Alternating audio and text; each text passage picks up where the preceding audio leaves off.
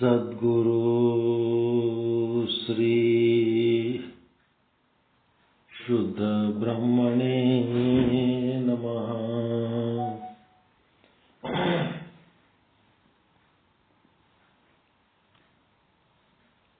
ಸಮಸ್ತ ಶುದ್ಧ ಬ್ರಹ್ಮ ಸ್ವರೂಪರೇ, ತಮ್ಮೆಲ್ಲರಿಗೂ ಅನಂತ ಅನಂತ ಪ್ರಣಾಮಗಳು.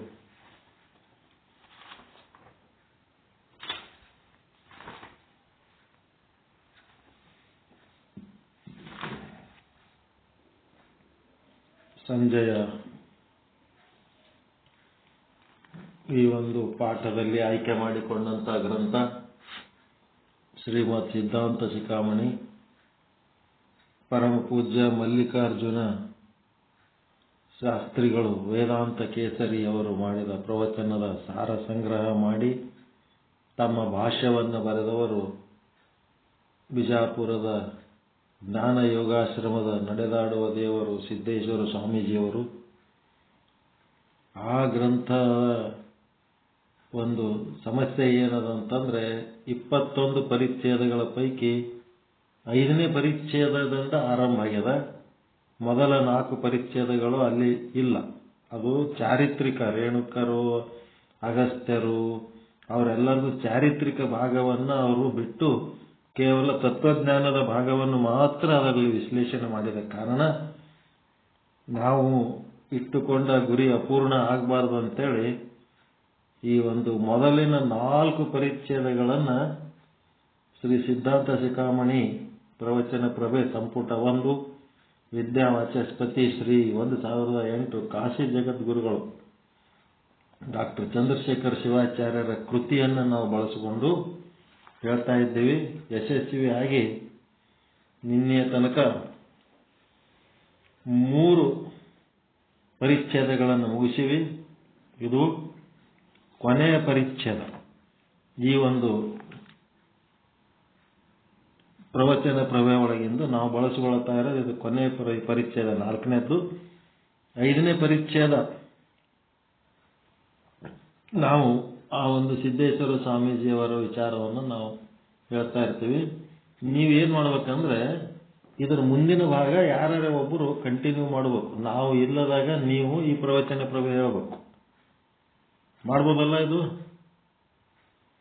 5ನೇ ಯಾರು ಇದ್ದವರು ನಾವು ಇರ್ಲಾರ್ದಾಗ, ನಾವಿದ್ದಾಗ ಅದು ಸಿದ್ದೇಶ್ವರ ಸ್ವಾಮಿಗಳ ಪ್ರವಚನ ನಾವು ವಿಶ್ಲೇಷಣೆ ಮಾಡ್ತೀವಿ.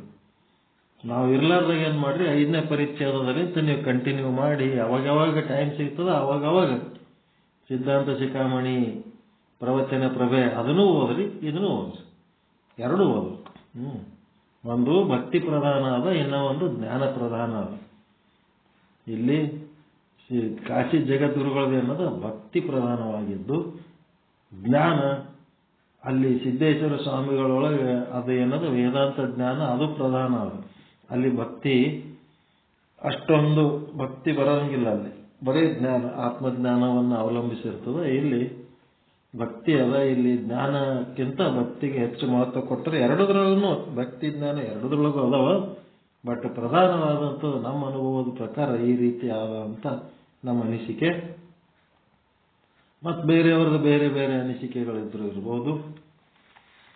ನಿನ್ನೆ ದಿವಸ ಜಗದ್ಗುರು ರೇಣುಕರು ಅವತರಿಸಿ ಬಂದು ನೀವು ಯಾರು, ಲಿಂಗದೊಳಗಿಂದ ಉದ್ಭವ ಆದಿರಲ್ಲ, ನೀವು ಯಾರು ಅಂತೇಳಿ ಸುತ್ತಮುತ್ತಲಿನ ಜನರು ಆ ಮಹಾತ್ಮರನ್ನು ಕಂಡು ನಮಸ್ಕರಿಸಿ ವಿನಯದಿಂದ ಪ್ರಶ್ನೆ ಮಾಡ್ತಾ ಇದ್ದಾರೆ. ಅವರು ಮಾಡಿದ ಪ್ರಶ್ನೆಗೆ ಉತ್ತರವಾಗಿ ರೇಣುಕ ಗಣಾಧೀಶ್ವರರು ಅವರೆಲ್ಲರಿಗೂ ತಮ್ಮ ಪರಿಚಯವನ್ನು ಮಾಡಿಕೊಡ್ತಾ ಇದ್ದಾರೆ. ಯಾರಾದರೂ ನೀವು ಯಾರು ಅಂತ ಕೇಳಿದರೆ ಪರಿಚಯ ಮಾಡಿಕೊಡ್ಬೇಕು. ಅದನ್ನು ನಮಗೆ ಗೊತ್ತಿರಬೇಕು. ನಿಮ್ಮ ಪರಿಚಯದ ಬಗ್ಗೆ ಒಂದು ಸ್ವಲ್ಪ ವಿಷಯ ಹೇಳ್ರಿ ಅಂದ್ರೆ ಗಲಿಬಿಲಿಗೊಂಡು ಬಿಡ್ತೀವಿ. ಹಂಗಾಗಬಾರ್ದು. ಎಲ್ಲರದು ಪರಿಚಯ ಅದ ನಮಗೆ, ಆದರೆ ನಮ್ಮ ಪರಿಚಯ ನಮಗಿಲ್ಲ. ಅವ್ರೇನ್ ಮಾಡ್ತಾರೆ, ಯಾವ್ದಾರ ಒಂದು ಸ್ಟೇಜಿನ ಮೇಲೆ ಹೋದಾಗ ನಿಮ್ದೊಂದು ಸ್ವಲ್ಪ ಪರಿಚಯ, ಒಂದು 4 ವಾಕ್ಯ ಹೇಳ್ರಿ, ಬರ್ಕೊಂಡು ನಿಮ್ಮ ಬಗ್ಗೆ ಹೇಳ್ಬೇಕಾಗ್ಯದ ವೇದಿಕೆ ಮೇಲೆ ಅಂದ ಹೊತ್ನಾಗ ಏನ್ ಹೇಳ್ಬೇಕೋ ಏನ್ ಬಿಡ್ಬೇಕು, ಕಾಗ್ರೆ ಬಿಡ್ತೀರಿ. ಹಂಗಾಗ್ಬಾರ್ದು. ಅತ್ಯಂತ ಬೋಲ್ಡ್ ಆಗಿ ನೀವು ಏನೇನು ಗ್ರಂಥಗಳನ್ನ ನಿಮ್ಮ ಅಧ್ಯಯನಕ್ಕೆ ಬಳಸಿಕೊಂಡಿರಿ, ನೀವು ಹೇಳಿದ ಗ್ರಂಥಗಳು ಪ್ಲಸ್ ನಿಮ್ಮ ಸಹಪಾಠಿಗಳು ಓದ್ತಾ ಇರೋ ಗ್ರಂಥಗಳು, ನೀವು ಏನು ಸತ್ಸಂಗ ಮಾಡಿರಿ, ಅದರೊಳಗೆ ಏನು ಗುರಿ ಇಟ್ಕೊಂಡಿರಿ, ನಿಮ್ಮ ಅಧ್ಯಯನ ಯಾವ ರೀತಿ ನಡೆದದ ಎಲ್ಲಾನು ಪರಿಚಯ ಮಾಡಿಕೊಡುವಂತ ಒಂದು ಗುಣ ನಿಮ್ಮೊಳಗೆ ಬೆಳೆಸ್ಕೋಬೇಕು. ಇಲ್ಲಿ ರೇಣುಕರು ಯಾವ ರೀತಿ ತಮ್ಮ ಪರಿಚಯ ಮಾಡ್ಕೋತಾರ ಅನ್ನೋದು ನೋಡ್ರಿ. ಹೀಗೆ ಪ್ರಾರ್ಥಿಸಲ್ಪಟ್ಟ ಶ್ರೀ ರೇಣುಕ ಗಣಾಧೀಶ್ವರರು ಆ ಎಲ್ಲ ಜನರಿಗೆ ತಮ್ಮ ಪರಿಚಯ ಮಾಡಿಕೊಡುತ್ತಾರೆ. ಏನಿದು? ಪ್ರತ್ಯುವಾಚ ಶಿವಾದ್ವೈತ ಮಹಾನಂದ ಪರಾಯಣಃ ಪಿನಾಕಿನಃ ಪಾರ್ಶ್ವವರ್ತಿ ರೇಣುಕಾಖ್ಯೋ ಗಣೇಶ್ವರಃ. ಅಂದ್ರೆ ಇದು ಸಿದ್ಧಾಂತ ಶಿಖಾಮಣಿಯ 4ನೇ ಪರಿಚ್ಛೇದದ 10ನೇ ಶ್ಲೋಕ. ಶಿವಾದ್ವೈತ ಅಂದ್ರೆ ಶಿವಾದ್ವೈತ, ಶಕ್ತಿ ವಿಶಿಷ್ಟ ಅದ್ವೈತ ಎಲ್ಲ ಒಂದೇ. ಆ ಒಂದು ಶಿವಾದ್ವೈತದ ಮಹಾ ಆನಂದದಲ್ಲಿ ಪರಾಯಣ ಅಂದ್ರೆ ದತ್ತಚಿತ್ತನಾದ, ಪಿನಾಕಿನ ಅಂದ್ರೆ ಪರಮಾತ್ಮ. ಆ ಆನಂದದೊಳಗ ಮೂಲ ದತ್ತಚಿತ್ತ ಅಂದ್ರೆ ಮೂಲ ವಸ್ತು ಯಾರು ಅಂದ್ರೆ ಪಿನಾಕಿನ ಅಂದ್ರೆ ಪರಮಾತ್ಮಗಂತಾರ ಅಂತೇಳಿ ತಿಳ್ಕೊರಿ. ಪಿನಾಕಿನ ಅಂತ ಬಹಳ ಕಡೆ ಶಬ್ದ ಬಳಸ್ತಾರ. ಪಿನಾಕಿನಿ ಏನಮ್ಮ ಅಂತ ಹೇಳಿಕೆ ಅಂತಾರ ನೋಡ್ರಿ. ಅಷ್ಟೋತ್ತರ ಹೇಳೋ ಟೈಮ್ನಾಗ 108 ನಾಮಾವಳಿ ಒಳಗ ಆ ಪಿನಾಕಿನ ಅಂದ್ರೆ ಪರಮಾತ್ಮ ಶಿವ ಬರ್ತದ. ಪಿನಾಕಿನ ಅಂತ ಅದಕ್ಕೊಂದು ಅರ್ಥ ಇರ್ತದ. ಈಗ ಸದ್ಯಕ್ಕೆ ಆ ಅರ್ಥದ ಬಗ್ಗೆ ತಿಳ್ಕೊಳ್ಳೋದಕ್ಕೆ ಸಮಯ ಇಲ್ಲ. ಅದನ್ನು ಹುಡುಕಿದ್ರೆ ಅದರ ಅರ್ಥ ಸಿಗ್ತದೆ, ಎಲ್ಲ ಸಿಗ್ತದೆ. ಪರಮಾತ್ಮನ ಹೆಸರು ಪಿನಾಕಿನ ಅಂದ್ರೆ ಪರಮಾತ್ಮನ ಹೆಸರು. ಪಾರ್ಶ್ವವರ್ತಿ ಅಂದ್ರೆ ಪರಮಾತ್ಮನ ಪಾರ್ಶ್ವದಲ್ಲಿ ಇರುವ. ರೇಣುಕಾಖ್ಯ ಅಂದ್ರೆ ರೇಣುಕನೆಂಬ ಹೆಸರಿನ ಗಣೇಶ್ವರ. ಗಣೇಶ್ವರನು ಪ್ರತ್ಯುವಾಚ ಹೇಳ್ತಾ ಇದ್ದಾನೆ. ಸದಾ ಪರಮಾತ್ಮನ ಸಮೀಪದಲ್ಲಿ ವಾಸಿಸುವವನು, ಶಿವಾದ್ವೈತ ಆನಂದದಲ್ಲಿ ತಲ್ಲೀನನಾದವನು, ಮತ್ತೆ ಶ್ರೀ ರೇಣುಕ ಗಣೇಶ್ವರನು ಆ ಎಲ್ಲ ಜನರಿಗೆ ಈ ರೀತಿಯಾಗಿ ಹೇಳತೊಡಗಿದ. ಸದಾ ಪರಮಾತ್ಮನ ಬಳಿ ಇರ್ಬೇಕಾದ್ರೆ ಎಡಕರೆ ಇರ್ಬೇಕು, ಬಲಕರೆ ಇರ್ಬೇಕಲ್ಲ. ಯಾಕಡೆ ನಾನು ರೇಣುಕ ಪರಮಾತ್ಮನ ಹತ್ರ ಯಾವ ಭಾಗದ ಕೂತಾನ?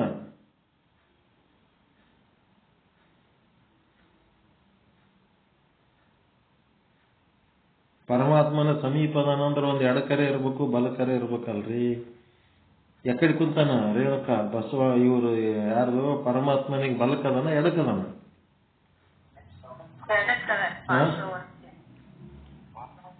ಎಡಕದನ. ಪಾರ್ಶ್ವ ಅಂದ್ರೆ ಪಕ್ಕ. ಪಾರ್ಶ್ವವರ್ತಿ ಅಂದ್ರ ಬಲಕ್ಕದನ ಎಡಕದನ ಅಂತ. ಅವನ್ ಪಕ್ಕದಾಗದನ ಅಂದ್ರೆ ಎಡಕದನ ಬಲಕದನ?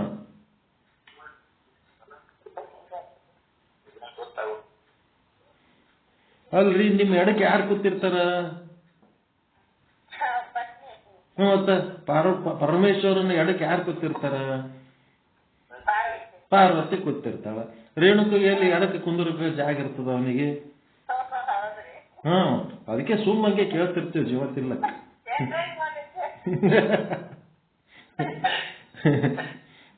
ಬಲಕ್ಕದನೋ ಎಡಕ್ಕದನೋ ನಮ್ದೊಂದು ಸಿದ್ಧಾಂತಿಕ ಮಾಡಿ ಬೇರೆ ಇರ್ತದ ಒಳಗೆ. ಹಂಗೆ ಅವ ಎಡಕ್ಕಂತ ಹೇಳಕ್ಕನೋ ಕನ್ಫ್ಯೂಸ್, ಬಲಕ್ಕಂತ ಅವ ಶಿವ ಒಳ್ಳೆ ಮದಿ ಮಾಡ್ಕೊಂಡ್ಕೆ ಎಡಕ್ಕೆ ಪಾರ್ವತಿನ ಕುಂದಿಸ್ಕೊಂಡು ಕೂತಾನ. ರೇಣುಕಿಗೆ ಯಾಕೆ ಜಾಗ ಕೊಡ್ತಾರ ಅವರು ಅಲ್ಲಿ? ಬಲಕ್ಕೆ ಕೂತಿರ್ತಾನ. ಸದಾ ಕಾಲ ಪರಮಾತ್ಮನ ಬಲಕ್ಕಿರ್ತಾನೆ ರೇಣುಕ. ಏನಿರ್ತಾನ? ಪರಮಾತ್ಮನ ಸಮೀಪ ಬಲದಲ್ಲಿ ಇದ್ದು ಶಿವಾದ್ವೈತದ ಆನಂದದಲ್ಲಿರ್ತಾನ. ಶಿವಾದ್ವೈತದ ಆನಂದದಲ್ಲಿರ್ತಾನೆ. ಆನಂದದಲ್ಲಿದ್ದು ಏನ್ ಮಾಡ್ತಾನ, ಆ ಎಲ್ಲ ಜನರಿಗೆ ಅಂತ ಒಂದು ಆನಂದದಲ್ಲಿರುವಂತ ಪರಮಾತ್ಮನ ಸ್ವರೂಪನಾದ ರೇಣುಕನು ಭೂಲೋಕಕ್ಕೆ ಬಂದು ಎಲ್ಲರಿಗೆ ತನ್ನ ಪರಿಚಯ ಹೇಳಿ ಕೊಡ್ಲಿಕ್ಕತ್ತಾನೆ. ಬ್ಯಾರೆ ಸತ್ಸಂಗಕ್ಕ ನಮ್ಮ ಸತ್ಸಂಗಕ್ಕ ವ್ಯತ್ಯಾಸ ಏನಂದ್ರ, ಬ್ಯಾರೆ ಸತ್ಸಂಗದಾಗ ಬೆಲ್ಲ ಕೊಡ್ತಾರೆ ನಿಮಗೆ, ನಮ್ಮ ಸತ್ಸಂಗದಾಗ ನಾವು ಕಲ್ಲು ಕೊಡ್ತೀವಿ. ನಾವು ಕಲ್ಲು ಅಲ್ಲಿ ಏನ್ ಮಾಡ್ತಾರ, ಬಾರಪ್ಪ ಬಾ, ನೀನಿಲ್ಲ ಅಂದ್ರೆ ನಡೆಯಂಗಿಲ್ಲ, ಏನ್ ಮಾಡ್ಬೇಕು, ನೆಂಗರೆ ಮಾಡಿ ಎಕಡೆ ಹೋಗ್ಬೇಡಪ್ಪ, ಇಲ್ಲೇ ನಂಬಲ್ಲೇ ಇರು ಅಂತೇಳಿ ಕಟ್ಟಿ ಹಾಕ್ತಾರ. ನಂಬಲ್ಲಿ ಹಂಗಿಲ್ಲ, ಇಲ್ಲಿ ಕಲ್ಲು ಕೊಡ್ತೀವಿ, ಕಲ್ಲು ಹೋಗೋದು ಬಿಡ್ತೀವಿ. ನೀವೇನ್ ಮಾಡ್ಬೇಕ, ಕಲ್ಲು ತಗೊಂಡು ಕಲ್ಲು ಸಕ್ರೆ ಮಾಡ್ಕೋಬೇಕು. ಯಾರು ಕಲ್ಲು ಸಕ್ರೆ ಮಾಡ್ಕೋತಾರ ಅವ್ರು ಉಳಿತಾರ. ಕಲ್ಲು ಅಂದ್ರೆ ಆಯ್ತು. ಎದಕ್ಕೆ ಈ ಮಾತು ಹೇಳ್ತೀನಿ ಅಂದ್ರೆ, ನೀವು 1000 ಸರಿಯಾದ ಕೆಲಸಗಳು ಮಾಡಿದರೂ ಸಹಿತ ನಾವು ಮಾಡಬೇಕಾದ ಕೆಲಸ ನಾವು ಮಾಡ್ಲಿಕ್ಕತ್ತೀವಿ. ಒಂದು ಸಣ್ಣ ತಪ್ಪಾದರೂ ಸಹಿತ ಅದನ್ನ ಎತ್ತಿ ಹಿಡದೆ ಈ ಶುದ್ಧ ಬ್ರಹ್ಮಪೀಠ. ತಪ್ಪನ್ನು ನಾವು ಹಂಗೆ ಮುಚ್ಚಿಟ್ಕೊಂಡು ನಡೀತಾವ ಆಗ್ತಿರ್ತಾವ ಹಂಗೆ ಸಂಭಾಳಿಸ್ಕೊಂಡು ಹೋಗ್ಬೇಕಪ್ಪ ಅಂತಂದ್ರ, ಯಾವ ತಪ್ಪನ್ನು ನೀವು ಸಂಭಾಳಿಸ್ಕೊಂಡು ಹೋಗ್ತೀರಿ ಆ ತಪ್ಪು ಅಷ್ಟೇ ಸಣ್ಣದಾಗಿ ಉಳಂಗಿಲ್ಲ, ಮುಂದೆ ಅದು ಇನ್ನೂ ದೊಡ್ಡದಾಕೋತ. ಅದನ್ನು ತಿದ್ದಿ ಅವಾಗಿಂದ ಅವಾಗೆ ನೆಟ್ಟಗೆ ಮಾಡಿಬಿಡ್ಬೇಕು, ನೆಟ್ಟಗೆ ಮಾಡ್ಕೋಬೇಕು. ಅದು ಅವಾಗೆ ಎದ್ದು, ಈಗ ಹಾಲಿನ ಪಾತ್ರೆ ಒಳಗೆ ಹಾಲು ಎಷ್ಟು ಶುಭ್ರ ಇರ್ತದ, ಅದ್ರಾಗ ಒಂದು ಸಣ್ಣದ ಬೂದಿ ಕಣ ಬಿತ್ತಂತಂದ್ರೆ ಎಷ್ಟು ಹಾಲು ಕೆಟ್ಟಂಗೆ ಕಾಣಿಸ್ತದ. ಅದಕ್ಕೆ ಆ ಶುಭ್ರತೆ ಮೇಂಟೈನ್ ಮಾಡ್ಕೋಬೇಕು. ಅದ್ರ ಸಲುವಾಗಿ ನಾವೇನ್ ಮಾಡ್ತೀವಿ, ಸಣ್ಣ ಸಣ್ಣ ಸಮಸ್ಯೆಗಳು ಸಹಿತ ನಾವು ತೆಗೆದು ಅದನ್ನು ಸರಿ ಮಾಡಿ ಸ್ವಚ್ಛ ಮಾಡಿ ಇಟ್ಬಿಡ್ತೀವಿ. ಶುಭ್ರವಾಗಿರ್ಬೇಕು. ಶುದ್ಧ ಬ್ರಹ್ಮ ಅಂದ್ರೆ ಶುಭ್ರ. ಚಲೋ, ಯಾರು ಏನ್ ಅನ್ಕೋತಾರೋ ಏನೋ, ಅಯ್ಯೋ ಪಾಪ ಇವ್ರು ಬೈದ್ರೆ ಎಲ್ಲಿ ಬರೋದ್ ಬಿಟ್ರ ಮುಲಾಜಿಗಿ ಅಂತೇಳಿ ಹಂಗೇನು ಇಲ್ಲ. ಇಲ್ಲಿ ಕಲ್ಲು ಒಗದ್ರೆ ಕಲ್ಲು ಸಕ್ರೆ ಮಾಡ್ಕೋಬೇಕು, ಅಂತವ್ರು ಮಾತ್ರ ಇಲ್ಲಿ ಉಳಿತಾರ. ಅದಕ್ಕೇನೈತಿಲ್ಲಿ,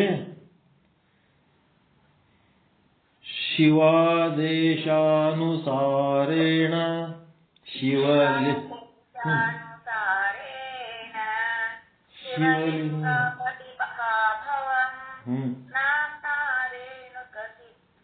ಸಿದ್ಧೋ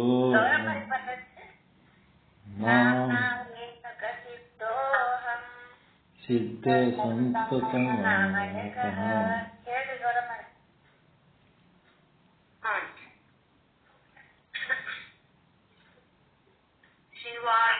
ಶಿವಾದೇಶಾನುಸಾರೇಣ ಶಿವಲಿಂಗಾದಿಹಾಭವಂ ನಾಮ್ನಾ ರೇಣುಕಸಿದ್ಧೋಹಂ ಸಿದ್ಧ ಸಂತಾನನಾಯಕಃ. ನೋಡ್ರಿ, ಗೌರಮ್ಗೆಲ್ಲ ಅನ್ಲಕ್ ಬರ್ತದ. ಮಾಡ್ಲಿ, ಇವರೆಲ್ಲ ಸರ್ಕಸ್ ಏನೇನ್ ಮಾಡ್ತಾರ ಮಾಡ್ಲಿ, ಸುಮ್ ಸಾಕ್ಷಿಗತ್ಲೆ ಕೂತ್ ನೋಡ್ತಿರ್ತಾರ. ಅವ್ರದ್ದು ಹೆಂಗದ ಗುಣ. ಅವ್ರ ಜೂನಿಯರ್ ಕಂಬಿ ಪ್ರಕಾಶ್ ರೀ ಅವರು. ಅವ್ರಿಲ್ಲ ಅಂತಂದ್ರೆ ಅವ್ರಿಗೆಲ್ಲ ಮೇಂಟೈನ್ ಮಾಡ್ಕೊಂಡು ಹೋಗಟ್ ಕೆಪಾಸಿಟಿ ಇವ್ರಿಗೆ ಅದ. ಆದ್ರೂ ಏನೇನ್ ಮಾಡ್ತಾರ ಮಾಡ್ಲಿ, ಸುಮ್ ಕೂತ್ ನೋಡಮಂತಾರ ಸರ್ಕಸ್. ಅವ್ರಂಗೆ ಅಂತಾರ್ರಿ, ಸೇಮ್. ಏನ್ ಇವ್ರಲಿಂತ ಅವ್ರು ಕಲ್ತಾರೋ, ಅವ್ರಲಿಂತ ಇವ್ರು ಕಲ್ತಾರೋ ಕನ್ಫ್ಯೂಸ್ ಆಗಂಗ್ ಮಾಡ್ತಾರ, ಅಷ್ಟದರ ಅವ್ರು. ಅದಕ್ಕೆ ಶಿವಾದೇಶಾನುಸಾರೇಣ ಅಂದ್ರೆ ಶಿವನ ಆದೇಶದ ಅನುಸಾರವಾಗಿ, ರೇಣುಕರ ಅವತಾರದ ಉದ್ದೇಶ ಏನು, ಶಿವನ ಆದೇಶದ ಅನುಸಾರವಾಗಿ ಭೂಲೋಕದಲ್ಲಿ, ಇಹ ಅಂತಂದ್ರೆ ಭೂಲೋಕ, ಮತ್ತೇನಿಲ್ಲ. ಇಹ ಪರ ಅಂತಂದ್ರೆ, ಇಹ ಅಂದ್ರೆ ಭೂಲೋಕ. ಶಿವಲಿಂಗಾತ್ ಶಿವಲಿಂಗದಿಂದ, ಅಭವಂ ಅಂದ್ರೆ ಉದ್ಭವಿಸಿದೆನು. ಯಾಕಪ್ಪ, ಯಾರು ನೀವು ಅಂತಂದ್ರೆ, ಪರಮಾತ್ಮನ ಆಜ್ಞೆ ಆಗ್ಯದಪ್ಪ ನಮಗ, ಅದಕ್ಕೆ ನಾವು ಲಿಂಗದಿಂದ ಅವತರಿಸ್ರಿ ಅಂತ ನಮಗೆ ಪರಮಾತ್ಮನ ಆಜ್ಞೆ ಆಗ್ಯದ. ಮನುಷ್ಯ ಶರೀರ ರೂಪ ತಾಳಲಾರದೆ ದಿವ್ಯ ತೇಜೋಮಯ ಶರೀರಿಯಾಗಿ ಲಿಂಗದಿಂದ ಉತ್ಪನ್ನ ಆಗು ಅಂತೇಳಿ ಆದೇಶದ. ಹಿಂಗಾಗಿ ನಾವು ದಿವ್ಯ ತೇಜೋಮಯ ಶರೀರವನ್ನು ಧರಿಸಿ ಲಿಂಗದಿಂದ ನಾವು ಉದ್ಭವ ಆಗಿವಿ. ಯಾಕೆ ಉದ್ಭವ ಆಗಿವಿ ಅಂದ್ರೆ ಶಿವನ ಆಜ್ಞೆ ಅಷ್ಟೇ. ಫಸ್ಟ್ ಇದು ಎಲ್ಲರ ಬಾಯಾಗ ಬರ್ಬೇಕು. ಎದಕರೆ ಹುಟ್ಟಿದಿ ಅಂತ ಬೈತಿರ್ತಾರ ನಮ್ಮ ಮನ್ಯಾಗ, ಅವಾಗ ಶಿವನ ಆಜ್ಞೆ ಅಂತ ಬರ್ಬೇಕು, ಎಲ್ಲ ತನಗಾತ. ಶಿವನ ಆಜ್ಞಾನುಸಾರವಾಗಿ ಶಿವಲಿಂಗದಿಂದ ಉದ್ಭವಿಸಿದ್ದೇನೆ. ಏನ್ ಮಾಡ್ಬೇಕಂತ ಬಂದಿನಪ್ಪ ಅಂತಂದ್ರೆ ಸಿದ್ಧ ಸಂತಾನ ಅಂದ್ರೆ ಸಿದ್ಧ ಸಮೂಹಕ್ಕೆಲ್ಲ ನಾಯಕ ಒಡೆಯನಾದ ಅಹಂ ನಾನು ರೇಣುಕ ಸಿದ್ಧ ಅಂತ ನನ್ನ ಹೆಸರು ರೇಣುಕ ಸಿದ್ಧ ಅಂತ. ಎಲ್ಲ ಸಿದ್ಧ ಏನದರ ಆ ಸಂತಾನ, ಆ ಒಂದು ಸಮೂಹ ಏನದಲ್ಲ ಅದಕ್ಕೆಲ್ಲ ನಾನು ಯಜಮಾನ, ಹೆಡ್, ಪ್ರಿನ್ಸಿಪಾಲ್ ಇದ್ದಂಗೆ, ಹೆಡ್ ಆಫ್ ದಿ ಡಿಪಾರ್ಟ್ಮೆಂಟ್, ಸಿದ್ಧರ ಒಂದು ವ್ಯವಸ್ಥೆ. ಇದಕ್ಕೇನಂತಾರೆ ಸಿದ್ಧ ಕುಲ ಅಂತಾರೆ, ರೇಣುಕರ ಒಂದು ಪರಂಪರೆಗೆ. ಎಲೈ ಮಹಾಭಕ್ತರೇ, ಸಿದ್ಧರ ಸಮೂಹಕ್ಕೆಲ್ಲ ಒಡೆಯನಾದ ರೇಣುಕ ಸಿದ್ಧನೆಂಬ ಹೆಸರಿನ ನಾನು ಪರಮಾತ್ಮನ ಆದೇಶಾನುಸಾರವಾಗಿ ಏನು ಆದೇಶ ಕೊಟ್ಟನ ಪರಮಾತ್ಮ? ಭೂಲೋಕದಲ್ಲಿ ವೀರಶೈವ ಧರ್ಮವನ್ನು ಸ್ಥಾಪಿಸಿ ಏನ್ ಮಾಡಬೇಕು? ಆ ಧರ್ಮವನ್ನ ಪ್ರಸಿದ್ಧ ಮಾಡುವಂತ ಶಿವನ ಆದೇಶ. ಈ ರೀತಿಯಾಗಿ ಸೋಮೇಶ್ವರ ಶಿವಲಿಂಗದಿಂದ ಉದ್ಭವಿಸಿದ್ದೇನೆ. ಕೊಲ್ಲಿಪಾಕಿಯ ಸೋಮನಾಥ ಲಿಂಗದಿಂದ ನಾವು ಉದ್ಭವಿಸಿದ್ದೇನೆ. ಹೇಳ್ರಿ, ಸ್ವಚ್ಛಂದಾಚಾರಿ ಲೋಕೇಸ್ಮಿನಂ ಸ್ವಚ್ಛಂದಚಾರಿ ಲೋಕೇಸ್ಮಿನ್ ಶಿವ ಸಿದ್ಧಾಂತ ಪಾಲಕಃ ಖಂಡಯಶ್ಚೈಲ ಚಾರ್ವಾಕ ಬೌದ್ಧಾದೀನಾಂ ದುರಾಗಮಾನ್. ಅಸ್ಮಿನ್ ಅಂದ್ರೆ ಈ ಲೋಕದಲ್ಲಿ, ಈ ಜಗತ್ತಿನಲ್ಲಿ ಸ್ವಚ್ಛಂದಾಚಾರಿ ಅಂದ್ರೆ ಸ್ವತಂತ್ರನಾಗಿದ್ದು. ಸ್ವಚ್ಛಂದಾಚಾರಿ ಅಂದ್ರೆ ಸ್ವತಂತ್ರ ಅದೀನಿ ನಾನು. ಎಷ್ಟು ಸ್ವತಂತ್ರ ಅಂದ್ರ ಜೈನ, ಚಾರ್ವಾಕ, ಬೌದ್ಧ, ಜೈನ ಇವೇನದವ ಇಲ್ಲಿ ಬಂದ ಕೂಡ್ಲೆ ಯಾವಾಗರೆ ಒಂದು ಧರ್ಮಕ್ಕೆ ಅಂಟ್ಕೊಂಡ್ಬಿಡ್ತೀವಿ ನಾವು. ಯಾವ್ದಾರ ಒಂದು ಧರ್ಮ ಇರ್ತದಿಲ್ಲ ನಮಗೆ. ನೋಡ್ರಿ, ಹುಟ್ಟಿದ ಕೂಡಲೇ ಲಿಂಗಾಯತ್ ಮಾಡಿಟ್ಬಿಡ್ತಾರೆ ನಮಗೆ. ಹಿಂಗ ಇಲ್ಲೇನದ ರೇಣುಕ ಯಾವುದಕ್ಕೂ ಅಂಟ್ಕೊಂಡಿಲ್ಲ. ಸ್ವಚ್ಛಂದಾಚಾರಿ, ಶುದ್ಧ ಬ್ರಹ್ಮ, ಸ್ವತಂತ್ರದಿಂದ ಅಂತ ನಾವು. ಜೈನ, ಚಾರ್ವಾಕ, ಬೌದ್ಧಾದೀನಾಂ ಅಂದ್ರೆ ಜೈನ ಧರ್ಮ, ಚಾರ್ವಾಕ ಧರ್ಮ, ಬೌದ್ಧ ಧರ್ಮ ಸಿದ್ಧಾಂತಗಳು ಏನ್ ಮಾಡ್ಯಾವ? ದುರಾಗಾಮಾನ್ ಅಂದ್ರೆ ದುರಾಗಾಮಾನ್ ಅಂದ್ರೆ ನಾಸ್ತಿಕ ತತ್ವಗಳನ್ನ ಏನ್ ಮಾಡ್ಲಕತ್ತವ? ಈ ನಾಸ್ತಿಕವಾಗಿ ಆಗಮಗಳನ್ನ ಖಂಡಿಸುತ್ತಿದ್ದಾರೆ. ಅವ್ರೇನ್ ಮಾಡ್ಲಕತ್ತಾರ? ನಮ್ಮ ಶಿವಾಗಮಗಳನ್ನ ಖಂಡಿಸಿ ಅವರು ನಾಸ್ತಿಕರು ನಮಗೆ ತೊಂದರೆ ಕೊಡ್ಲಕತ್ತಾರ. ಜೈನರು, ಚಾರ್ವಾಕರು, ಬೌದ್ಧರು ಇವರೇನಿಲ್ಲ ಅಂತಾರ. ಅವ್ರು ಪರಮಾತ್ಮನೂ ಇಲ್ಲ, ಆತ್ಮನೂ ಇಲ್ಲ, ಏನೇನು ಇಲ್ಲ, ಬರೀ ಚೈತನ್ಯ ಒಂದಾದ ಅನ್ಕೋತ ಹೋಗ್ತಾರ ಅವರು. ಹೀಗಾಗಿ ಖಂಡಯಾನ್ ಅಂದ್ರೆ ಖಂಡಿಸುವವನಾಗಿ ಶಿವ ಸಿದ್ಧಾಂತ ಪಾಲಕ, ಶಿವ ಸಿದ್ಧಾಂತವನ್ನು ಪರಿಪಾಲಿಸುವವನಾಗಿದ್ದೇನೆ. ಏನಪ್ಪ? ವೀರಶೈವ ಧರ್ಮ ಸ್ಥಾಪನೆ ಮಾಡಬೇಕಾದ್ರ ನಮಗ ಇರೋ ಚಾಲೆಂಜಸ್ ಯಾವುವು? ಬೌದ್ಧ ಧರ್ಮ ನಮ್ಮ ವಿರುದ್ಧ ನಿಂತದ, ಜೈನ ಧರ್ಮ ನಮ್ಮ ವಿರುದ್ಧ ನಿಂತದ, ಚಾರ್ವಾಕ ಧರ್ಮ ನಮ್ಮ ವಿರುದ್ಧ ನಿಂತದ. ಅವುಗಳನ್ನೆಲ್ಲ ಖಂಡಿಸಿ ನಾನು ವೀರಶೈವ ತತ್ವವನ್ನು ಮಂಡಿಸುವ ಉದ್ದೇಶಕ್ಕಾಗಿ ನಾನು ಇಲ್ಲಿ ಅವತರಿಸಿ ಬಂದಿದ್ದೇನೆ ಅಂಥೇಳಿ. ಎಲೈ ಮಹಾಜನಗಳೇ, ಈ ಜಗತ್ತಿನಲ್ಲಿ ನಾನು ಸರ್ವತಂತ್ರ ಸ್ವತಂತ್ರನು. ನಾವು ಲಿಂಗಾಯತರ ಸಂಗಡ ಲಿಂಗಾಯತರು, ಬ್ರಾಹ್ಮಣರ ಸಂಗಡ ಬ್ರಾಹ್ಮಣರು, ಕ್ರಿಶ್ಚಿಯನ್ರ ಸಂಗಡ ಕ್ರಿಶ್ಚಿಯನ್ರು, ಮುಸ್ಲಿಮರ ಸಂಗಡ ಮುಸ್ಲಿಮರು.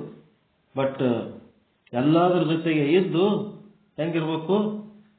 ನನ್ನೊಳಗೆ ನಾನು ಸ್ವತಂತ್ರವಾಗಿರ್ಬೇಕು. ಯಾರಿಗಾರ ಒಬ್ಬರಿಗೆ ಒತ್ತಿ ಬಿದ್ದವ್ರಂಗೆ ಆಗ್ಬಾರ್ದು. ಶ್ರೀ ಗುರು ಬಸವಲಿಂಗಾಯ ನಮಃ ಅಂಥೇಳಿ ಆ ಒಂದು ವಚನ ಸಾಹಿತ್ಯಕ್ಕೆ ಹೆಂಗೆ ಬೇಕಂಗೆ ಓದಿ ಏನು ಬೇಕಾದ್ರೆ ವಿಶ್ಲೇಷಣೆ ಮಾಡಿ ಬಸವ ಹೆಸರ ಮೇಲೆ ಗುಂಪುಗಾರಿಕೆ ಮಾಡಿ ಅದಕ್ಕೆ ಒತ್ತೆ ಬಿದ್ದವ್ರಂಗೆ ನಡ್ಕೋಬಾರ್ದು. ಇದು ಭಾಳ ತಪ್ಪು ಕೆಲಸ ಇದು. ಯಾವ ಸಿದ್ಧಾಂತಕ್ಕೂ ಒತ್ತೆ ಬೀಳಬಾರ್ದು. ಇದು ನಿಮ್ಮ ಬುದ್ಧಿ ಸ್ವತಂತ್ರವಾಗಿರಬೇಕು. ಆ ಸಿದ್ಧಾಂತದೊಳಗೆ ಏನು ಹೇಳಾರ ನೋಡ್ಬೇಕು. ಅದರಾಗ ನಿಮ್ಗೆ ಏನು ಅನುಕೂಲ ಅದ ಅದನ್ನು ತಗೋಬೇಕು. ಅದನ್ನು ಬಿಟ್ಟು ಅದಕ್ಕೆ ಒತ್ತಿ ಬಿದ್ದವ್ರಂಗೆ ಆದ್ರಿ ಅಂತಂದ್ರೆ ಬೇರೆ ಸಿದ್ಧಾಂತಗಳೆಲ್ಲ ನಿಮಗೆ ಕೆಟ್ಟ ಕಾಣಿಸ್ತಾವ, ಕೀಳು ಕಾಣಿಸ್ತಾವ. ನಿಮ್ಮ ಸಿದ್ಧಾಂತ ಒಂದೇ ನಿಮಗೆ ಭಾರಿ ದೊಡ್ಡದು ಅನ್ನಿಸ್ತಿರ್ತವೆ. ಅದರ ಸಲುವಾಗಿ ಎಲ್ಲಿ ಒತ್ತಿ ಬಿದ್ದವರಾಗಬಾರ್ದು, ಎಲ್ಲಿ ಒತ್ತಿ ಬೀಳಬಾರ್ದು. ಬಹಳ ಮುಖ್ಯ ಅದ ಇದು. ಒತ್ತಿ ಬಿದ್ರಿ ನಿಮ್ಮ ಬುದ್ಧಿಗೇನು ಕೆಲಸ ಇಲ್ಲ. ನಿಮ್ಮ ಬುದ್ಧಿ ಇನ್ನೊಬ್ಬರ ಕೈಯಾಗ ಕೊಟ್ರಿ, ಬುದ್ಧಿ ಮಾರ್ಕೊಂಡ್ರಿ, ಅವ್ರು ಹೇಳ್ದಂಗೆ ಕೇಳ್ಕೊತ ಹೊಂಟ್ರಿ, ನಿಮ್ಮ ಜೀವನ ನಿಮ್ಮದು. ಅದನ್ನೇನು ಮಾಡಿಬಿಟ್ರಿ, ಆತ್ಮಹತ್ಯೆ ಮಾಡಿ ಇಟ್ಟುಬಿಟ್ರಿ. ಯಾವುದಾರ ಒಂದು ಸಿದ್ಧಾಂತಕ್ಕೆ ನೀವು ಒತ್ತಿ ಬಿದ್ರಿ, ನೀವು ಆತ್ಮಹತ್ಯೆ ಮಾಡ್ಕೊಂಡಂಗೆ ಅದು. ಮತ್ತೇನಿಲ್ಲ. ನಿಮ್ಮ ಸ್ವತಂತ್ರವಾದ ಬದುಕಿನಲ್ಲಿ ನಡಿಬೇಕಾದ ಎಲ್ಲ ಚಟುವಟಿಕೆಗಳು ಏನಾಗ್ಬಿಡ್ತಾವ, ಬ್ಲಾಕ್ ಆಗಿ ಕುಂದಿರ್ತಾವ.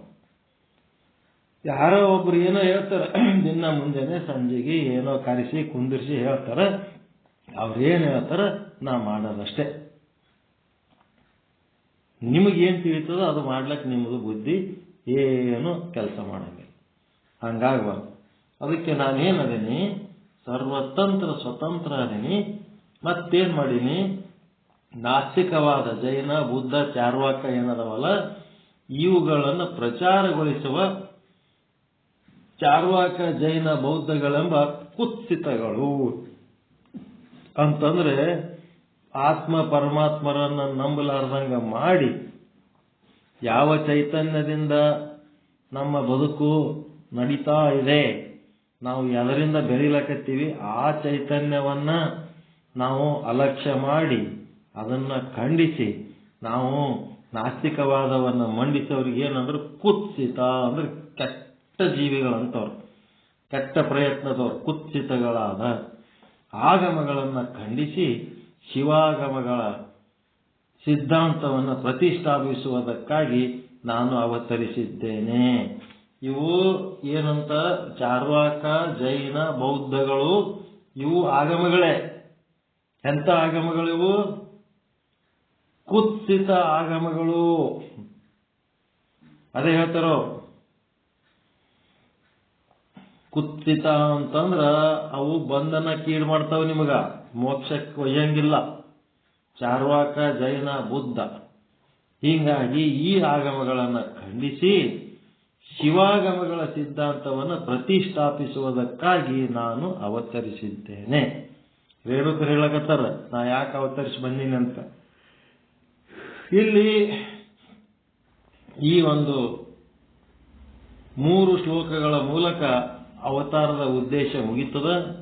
ಇಲ್ಲೊಂದಿಷ್ಟು ವಿಶೇಷ ವಿಚಾರ ಅಂತ ಹೇಳ್ತಾರೆ, ಸ್ಪೆಷಲ್ ಆಗಿ ತಿಳ್ಕೊಳ್ಳಬೇಕಾದಂಥ ಮಾತು ಏನಂದ್ರೆ, ಭಾರತದಲ್ಲಿ ದೇವರು ಪರಲೋಕಾದಿಗಳನ್ನು ಒಪ್ಪುವ ದರ್ಶನಗಳಿಗೆ ಆಸ್ತಿಕ ದರ್ಶನಗಳು. ದೇವರು ಅಂತ ಎಂಥ ದೇವರು?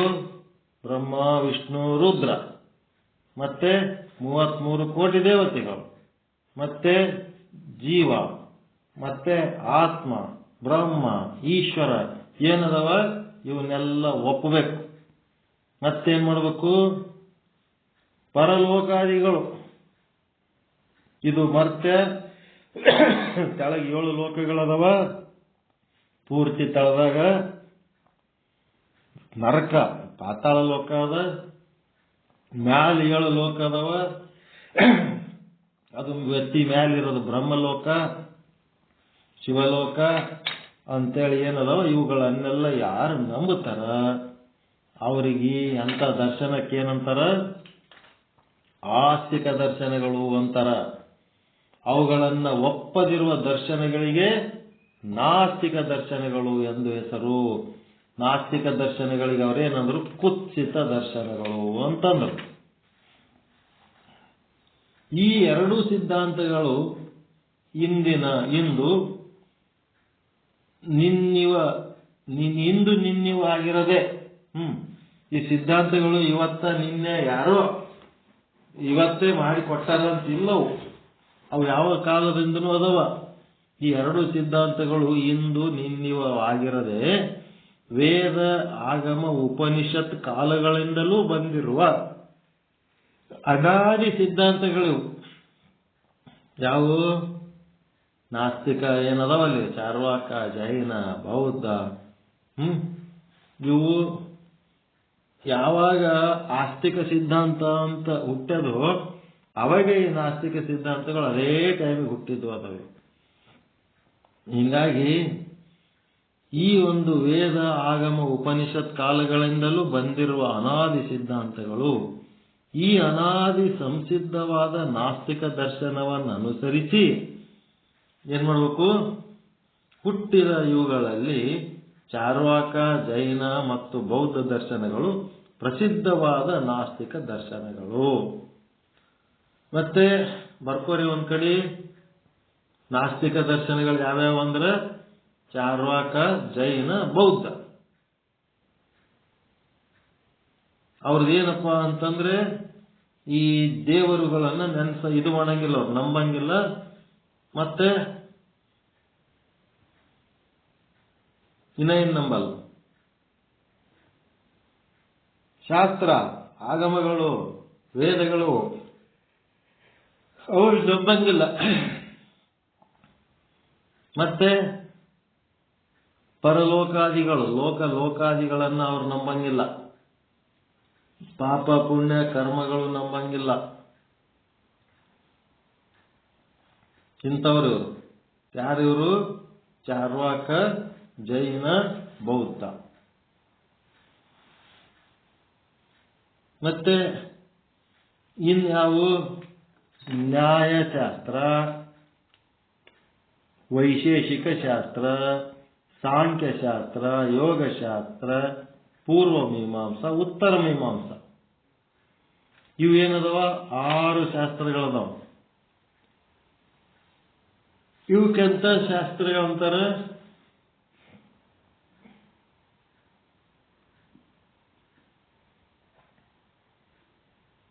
ಅವಕ್ಕ ನಾಸ್ತಿಕ ಅಂತಾರ, ಜೈನ, ಬುದ್ಧ, ಚಾರ್ವಾಕ.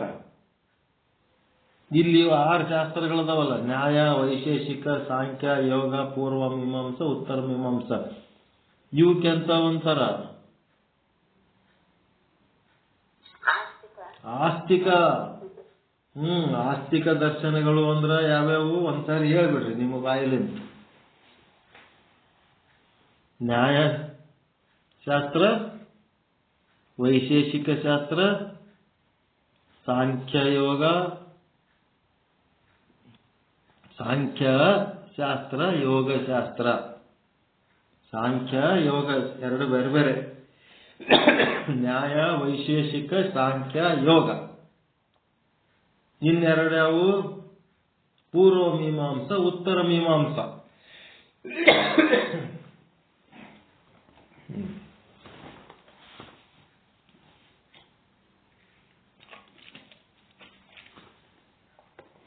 ಪೂರ್ವ ಮೀಮಾಂಸಾದಾಗ ಏನದವ? ಉತ್ತರ ಮೀಮಾಂಸಾದಾಗ ಏನದವ?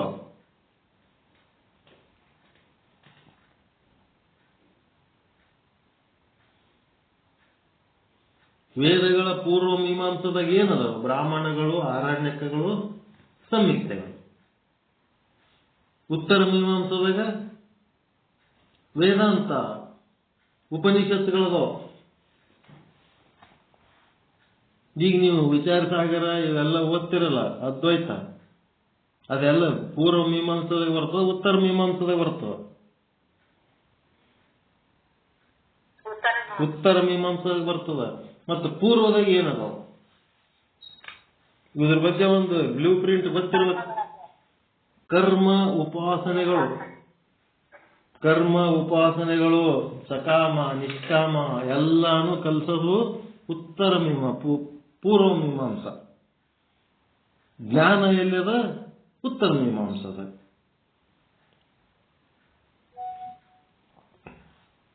ಅದಕ್ಕೆ ಈ ನಾಸ್ತಿಕ ಯಾವ್ಯಾವಂದ್ರಿ?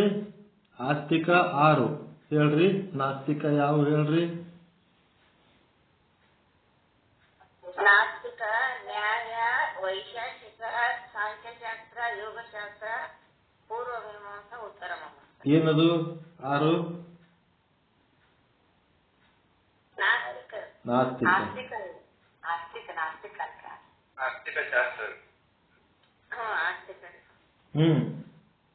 ಆಸ್ತಿಕ ಅಂದ್ರ ದೇವರು, ಧರ್ಮ, ಜನ್ಮ, ಪುನರ್ಜನ್ಮ, ಮತ್ತೆ ಈ ಒಂದು ಧರ್ಮ ಗ್ರಂಥ ಇವೆಲ್ಲವನ್ನ ತಿಳ್ಕೊಳ್ಳೋರು ಆಸ್ತಿಕರು, ಒಪ್ಪುಕೊಳ್ಳೋರು. ದೇವ್ರು ಒಪ್ಪಂಗಿಲ್ಲ, ಲೋಕಾದಿಗಳನ್ನು ಒಪ್ಪಂಗಿಲ್ಲ, ಜನ್ಮ ಪುನರ್ಜನ್ಮ ಒಪ್ಪಂಗಿಲ್ಲ, ಇವರೆಲ್ಲ ನಾಸ್ತಿಕರು. ಈ ನಾಸ್ತಿಕರ ಧರ್ಮಗಳು ಯಾವ್ಯಾವು? ಬೌದ್ಧ. ಆಸ್ತಿಕ ಅಂದ್ರೆ ನ್ಯಾಯ, ವೈಶೇಷಿಕ, ಸಾಂಖ್ಯ, ಯೋಗ, ಪೂರ್ವ ಮೀಮಾಂಸಾ ಮತ್ತು ಉತ್ತರ ಮೀಮಾಂಸಾ. ಶ್ರೀ ಶಿವಯೋಗಿ ಶಿವಾಚಾರ್ಯರ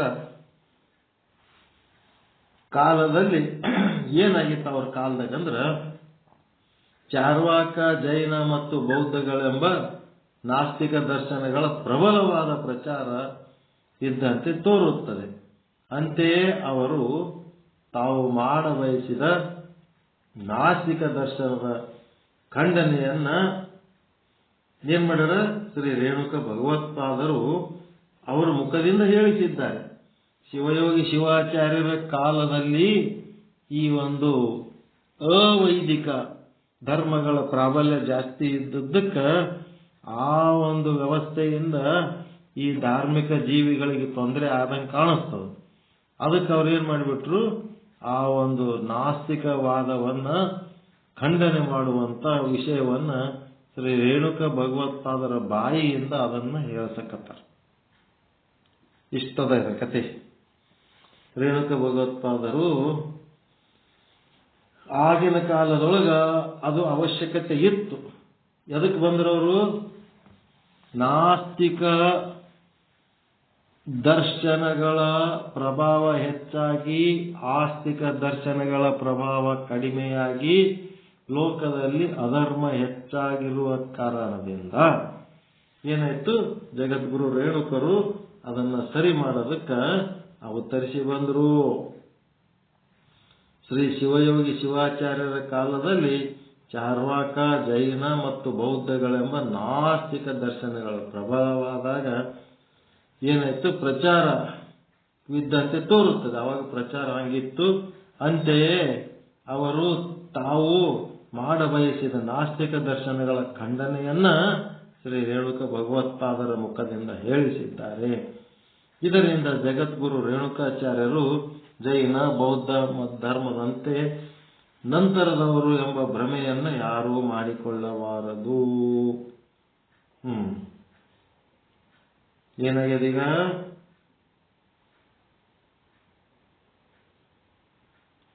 ಈಗೇನಾಯ್ತು? ರೇಣುಕಾಚಾರ್ಯರು ಜೈನ, ಬೌದ್ಧ, ಚಾರ್ವಾಕ ಧರ್ಮವನ್ನ ಖಂಡಿಸ್ಯಾರ ಅಂತ ನಂಗ ಶಿವಯೋಗಿ ಶಿವಾಚಾರ್ಯರು ಬರ್ಸ್ಯಾರ.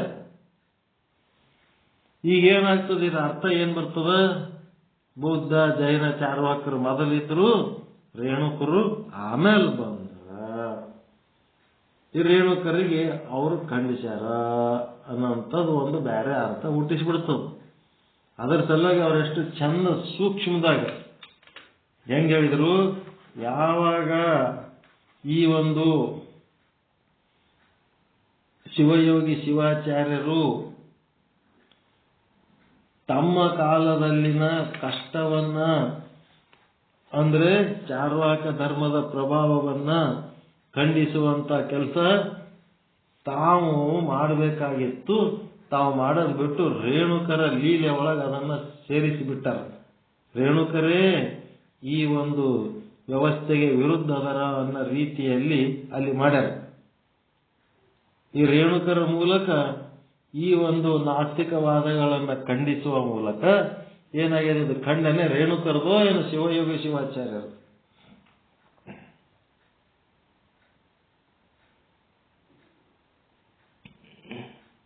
ಯಾವ್ದ್ರಿ ಇದು? ನಾಸ್ತಿಕವಾದದ ಖಂಡನೆ ಮಾಡಬೇಕೆಂಬ ಉದ್ದೇಶ ರೇಣುಕಾಚಾರ್ಯರದು ಏನು ಶಿವಯೋಗಿ ಶಿವಾಚಾರ್ಯರದು? ಶಿವಯೋಗಿ ಶಿವಾಚಾರ್ಯರು ತಮ್ಮ ನಾಸ್ತಿಕವಾದದ ಖಂಡನೆಯನ್ನ ರೇಣುಕರ ಮುಖದಿಂದ ಹೇಳ್ತಾರವರು. ಆದರೆ ರೇಣುಕರು ಇವು ಯಾವುದಕ್ಕೂ ಪರನೂ ಇಲ್ಲ, ವಿರೋಧನೂ ಇಲ್ಲ. ಹೀಗಾಗಿ ಏನ್ ಅರ್ಥ ಬರ್ತದಪ್ಪ ಅಂದ್ರೆ, ಮೊದಲ ಬೌದ್ಧ ಜೈನ ಚಾರ್ವಾಕರದು ಬಹಳ ಮೆರವಣಿಗೆ ಇತ್ತು. ರೇಣುಕರು ಬಂದ ಮೇಲೆ ಅವ್ರ ಮೆರವಣಿಗೆ ಉರುವಣಿಗೆಯನ್ನು ಕಂಟ್ರೋಲ್ ಮಾಡ್ಯಾರ ಅನ್ನೋ ರೀತಿಯಲ್ಲಿ ಅರ್ಥ ಮಾಡ್ಕೋಬೇಡ್ರಿ, ಅದು ತಪ್ಪಾಗ್ತದ. ಇಲ್ಲಿ ಶಿವಯೋಗಿ ಶಿವಾಚಾರ್ಯರ ಮಾಡಿದ ಗದ್ದಲ, ಕೋತಿ ತಾನು ಬೆಣ್ಣೆ ತಿಂದು ಮೇಕೆ ಬಾಯಿಗೆ ವರ್ಷಿ ಕೂತಿತ್ತಂತೆ. ಬೆಣ್ಣೆ ಎಕಡೆ ಹೋಯ್ತತ್ ಹುಡುಕೋತ ಹೋದ್ರೆ ಮೇಕೆ ಬಾಯಿಗೆ ಬೆಣ್ಣೆ ಎತ್ತಿತ್ತತ್ತ. ಎಲ್ಲ ನೀನು ಬೆಣ್ಣೆ ತಿಂದಿದ್ದೇನಂತೇಳಿ ಮೇಕೆ ಹೊಡೆದ್ರಂತ. ಹಂಗ ಇಲ್ಲೇನದ, ಶಿವಯೋಗಿ ಶಿವಾಚಾರ್ಯರು ತಮ್ಮ ಉದ್ದೇಶವನ್ನ ರೇಣುಕರ ಮೂಲಕ ವ್ಯಕ್ತಪಡಿಸ್ತಾರೆ. ಅದಕ್ಕೆ ಅದು ಜೈನ ಬುದ್ಧವನ್ನ ಖಂಡನೆ ಮಾಡ್ಯಾರ ರೇಣುಕರು ಅಂತಂದ್ರೆ ಅದರ ಅರ್ಥ ರೇಣುಕರು ಬೌದ್ಧ ಜೈನ ಧರ್ಮದ ನಂತರ ಹುಟ್ಟಿದವರು ಅನ್ನಂಗೆ ಅರ್ಥ ಆಗ್ತದೆ. ಅದಕ್ಕೆ ಆ ರೀತಿ ನಂತರದಲ್ಲಿ ಹುಟ್ಟ್ಯಾರ ಅನ್ನೋಂಥ ಅರ್ಥ ಮಾಡ್ಕೋಬೇಡ್ರಿ. ಈ ಒಂದು ಖಂಡನೆ ರೇಣುಕರದ ಅಲ್ಲ, ಯಾರ್ದಂದ್ರೆ ಶಿವಯೋಗಿ ಶಿವಾಚಾರ್ಯರದು ರೇಣುಕರ ಮೂಲಕ ಅವರು ಮಾಡಿದ್ದದ ಇದು ಅಂಥೇಳಿ ಈ ಗ್ರಂಥಕರ್ತರಾದ ಶ್ರೀ ಶಿವಯೋಗಿ ಶಿವಾಚಾರ್ಯರು ಮಾತ್ರ ಜೈನ ಬೌದ್ಧ ಪ್ರಬಲ ಪ್ರಚಾರ ಕಾಲದಲ್ಲಿ ಇದ್ದರೆಂಬುದು ಸಿದ್ಧವಾಗುತ್ತದೆ. ಜೈನ ಬೌದ್ಧ ಮತಗಳ ಪ್ರಬಲ ಕಾಲದಲ್ಲಿ ರೇಣುಕರು ಇದ್ರಂತ ಸಿದ್ಧ ಆಗ್ತದೆ, ಶಿವಯೋಗಿ ಶಿವಾಚಾರ್ಯ ಇದ್ರಂತ ಸಿದ್ಧ ಆಗ್ತದೆ. ಶಿವಯೋಗಿ ಶಿವಾಚಾರ್ಯ ಯಾರು, ಎಲ್ಲಿ ಬಂದ, ಅವನ ಬಗ್ಗೆ 108 ಕ್ವಶನ್ ಕೇಳ್ತಿರ್ತಾರ ಅನಾವಶ್ಯಕವಾಗಿ. ಅಲ್ಲಿ ಶಿವಯೋಗಿ ಶಿವಾಚಾರ್ಯ ಆ ಒಂದು ಜೈನ ಬೌದ್ಧ ಮತದ ಪ್ರಭಾವ ಜಾಸ್ತಿ ಇದ್ದಾಗ ಅವ್ರು ಇದ್ರು ಅನ್ನೋಂಥದ್ದು ಒಂದು ಪುರಾವೆ ಸಿಗ್ತವೆ. ಮುಂದೆ ಮಲಯಾದ್ರಿ ವರ್ಣನೆ ಅಂದರೆ ಕೊಲ್ಲಿಪಾಕಿಯ ಜನರಿಗೆ ತಮ್ಮ ಪರಿಚಯವನ್ನು ಮಾಡಿಕೊಟ್ಟ ಶ್ರೀ ರೇಣುಕ ಭಗವತ್ಪಾದರು ಶ್ರೀ ಅಗಸ್ತ್ಯ ಮಹರ್ಷಿಗಳಿಗೆ ವೀರಶೈವ ಸಿದ್ಧಾಂತವನ್ನು ಉಪದೇಶಿಸುವುದಕ್ಕಾಗಿ ಮಲಯ ಪರ್ವತಕ್ಕೆ ತೆರಳುತ್ತಾರೆ.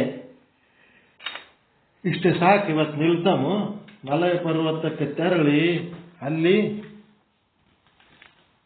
ಏನ್ ಮಾಡ್ತಾರ? ಮಲಯ ಪರ್ವತಕ್ಕೆ ತೆರಳಿ ಏನ್ ಮಾಡ್ತಾರೆ? ಅಗಸ್ತ್ಯ ಮಹರ್ಷಿಗೆ ಉಪದೇಶ ಮಾಡ್ತಾರೆ. ಬಹಳ ಇಂಪಾರ್ಟೆಂಟ್, ಇನ್ನು ಮುಂದೆ ಚಾಲು ಆಗ್ತದೆ. ಅಗಸ್ತ್ಯ ಮಹರ್ಷಿ ಬಳಿ ಹೋದಾಗ, ಗುರುಗಳು ಬಂದಾಗ ಯಾವ ರೀತಿ ಉಪಚಾರ ಮಾಡಬೇಕು ಅನ್ನೋದು ಆ ಅಗಸ್ತ್ಯ ಮಹರ್ಷಿಯ ಒಂದು ಸಭೆಯೊಳಗೆ ಯಾವ ರೀತಿ ಮಾಡ್ತಾರೆ ಅನ್ನೋದು ಮುಂದೆ ನಾಳೆ ತಿಳಿಯೋಣ. ಎಲ್ಲರಿಗೂ ಒಳಿತಾಗಲಿ, ಎಲ್ಲರಿಗೂ ಶುಭವಾಗಲಿ. ಪರಮಾನಂದ ಪ್ರಾಪ್ತಿ ಭವ, ಸರ್ವ ದುಃಖ ನಿವೃತ್ತಿ ಭವ, ಇಷ್ಟಾರ್ಥ ಸಿದ್ಧಿರಸ್ತು, ಯಶಸ್ವಿ ಭವ ಯಶಸ್ವಿ ಭವ. ಜೈ ಶುದ್ಧ ಬ್ರಹ್ಮ, ಜೈ ಜೈ ಶುದ್ಧ ಬ್ರಹ್ಮ, ಜೈ ಶುದ್ಧ ಬ್ರಹ್ಮ, ಜೈ ಜೈ ಶುದ್ಧ ಬ್ರಹ್ಮ. ಓಂ ಶಾಂತಿ ಶಾಂತಿ ಶಾಂತಿ. ಎಲ್ಲರಿಗೂ ಶರಣಾರ್ಥಿಗಳು, ಎಲ್ಲರಿಗೂ ಶರಣ.